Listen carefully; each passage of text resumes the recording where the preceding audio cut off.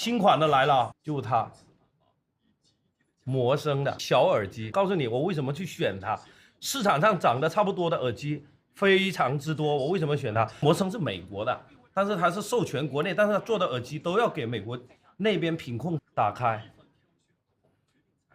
夹耳朵的，而且这回不灵会亮的。好玩的来了，你看它的造型。等一下我一个一个给你们全部放开，你们看到没有？它进去了。而不是完全的入耳是塞进去的，而是它套进去的。好 ，OK， 来第二枚，你看它是进去的，以前是挂耳朵挂上去的。第二个，它重量特别轻。还有一个好玩的来了，当你在播放的时候，记住它两个按键啊，摸一下是没有任何反应，双击暂停，点3下切换下一首歌。很多人关心，哎，续航，它是400毫安的充电仓，这一个才35毫安，开大了70%吧，能用5个小时左右。然后配合这个充电仓，约30个小时。听好了哈，就只有在我直播间买才有啊，给大家加到3年的质保，3年以内电池如果不耐用的话，给大家换。记住啊，7天无理由，你拿过去以后也能退，这他妈叫售后。